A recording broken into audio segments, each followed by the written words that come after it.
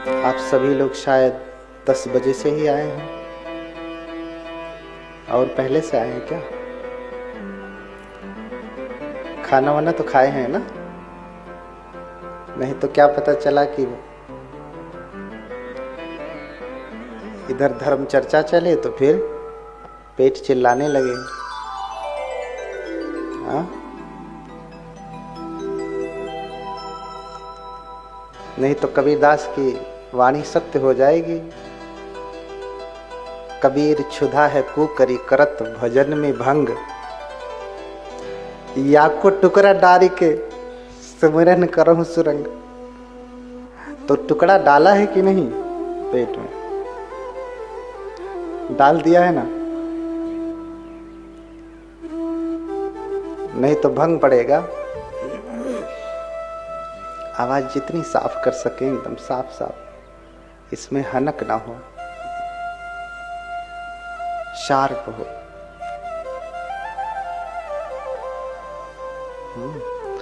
बोलिए भगवान बुद्ध की,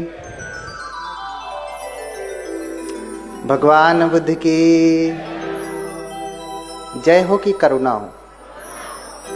जय वाले हाथ उठाएं, करुणा पहले जय वाले हाथ उठाएं, जय वाले हाथ उठाएं। गलत थोड़ी ना, मैं बस पूछ रहा हूं कितने लोग कह रहे हैं भगवान बुद्ध की जय वाले हाथ उठाएं। भगवान बुद्ध की करुणा हो। अच्छा, जय भी हो करुणा हो। अच्छा, ये बात मैं सब जगह देखता हूं, क्योंकि जय करने की आदत सी पड़ी है। जय करने का संस्कार है। जय करना बुरा नहीं है, लेकिन भेद समझें कि हम बुद्ध की जय नहीं कहते। क्या कहते हैं? करुणा हो। क्यों क्यों ऐसा कहते हैं?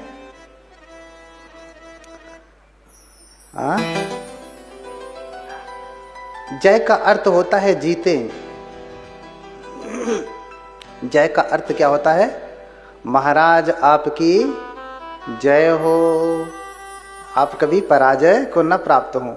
कभी किसी ने सुना कोई जाके कहता है महाराज आपकी पराजय हो?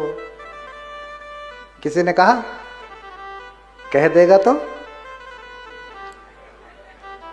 दोबारा कहने लायक नहीं बचेगा।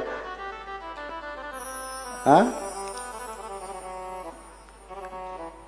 तो जय उसकी करते हैं जिसे जीतना है, या जय उसकी करते हैं जो हारा हुआ है। अरे भगवान बुद्ध किसी इलेक्शन में खड़े हैं क्या? वोट देना है? वोट देना है भगवान को? नहीं ना। जिनकी कृपा, जिनकी महिमा 10 सहस्र चक्र वालों पे चलती है। कथाएं लंबी हैं, बहुत हैं। राजा बिंबिसार से भगवान कहते हैं कि तेरा शासक तो इस मगध में चलता है, लेकिन तथागत का शासन, तथागत तो धर्मराजा है ना। हमने कहा कि धर्मराजस तथागतः, कहा ना, तथागत धर्मराजा है। और तथागत का शासन 10 सहस्र चक्र वालों में लोकों में चलता है। कुछ बचा? फिर एक भी लोक बचा नहीं। तो जो सर्वस्व लोक का स्वामी है, राजा है, राजा की तो कृपा ही न होगी हमारे ऊपर, दया ही न होगी, करुणा ही न होगी। इसलिए हम भगवान से क्या कहते हैं? भगवान बुद्ध की करुणा हो, दया हो। बोलिए भगवान बुद्ध की। अब नहीं बोलेंगे? जय वाले नाराज तो नहीं हो गए ना? बोलिए भगवान बुद्ध की। हाथ उठा के बोलिए भगवान बुद्ध की। हाँ, तो आज हम सभी लोग उन भगवान की कथा को सुनेंगे, उनके जीवन चरित्र को सुनेंगे। किसी का जीवन चरित्र महत्वपूर्ण क्यों होता है? क्यों महत्वपूर्ण होता है? हाँ, बहुत सारे चरित्र सुनते हैं।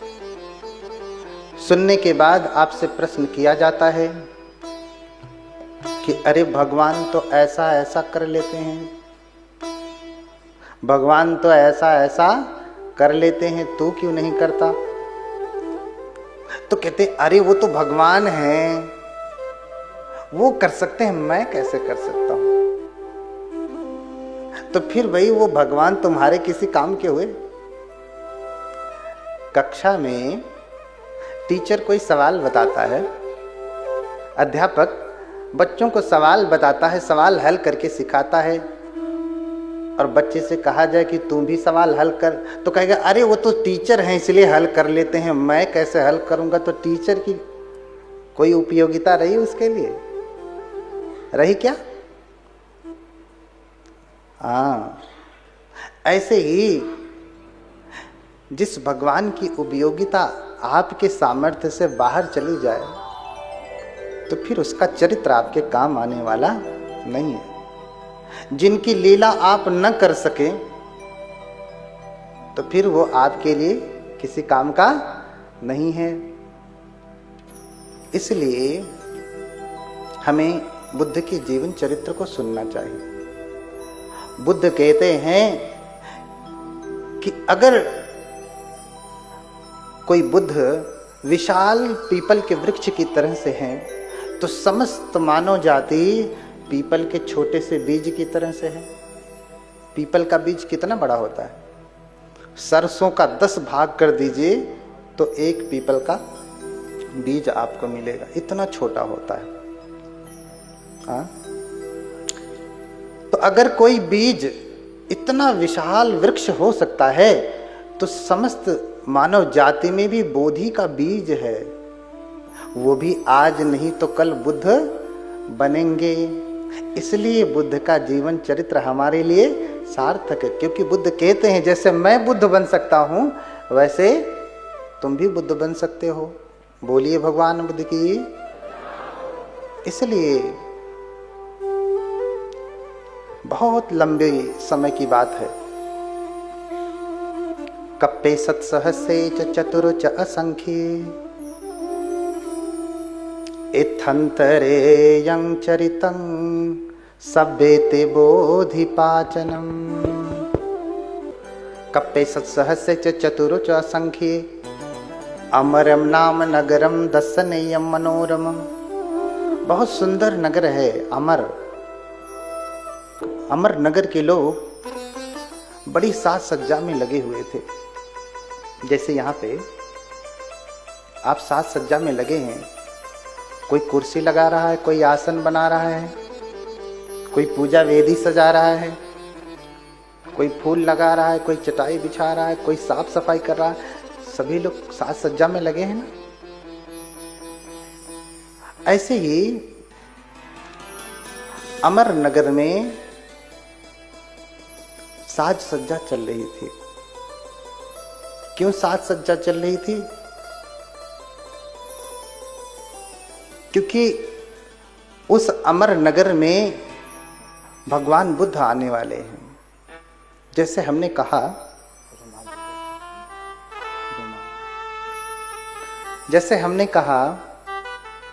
अक्सर मैं कहता हूं, कुछ कहते हैं कि हमारे भगवान तो 1 लाख साल पहले हुए, कहते हैं ना। और बुद्ध तो कल्पों वर्ष पहले होते हैं। हाँ, कल्प लग जाते हैं एक बुद्ध के आने में।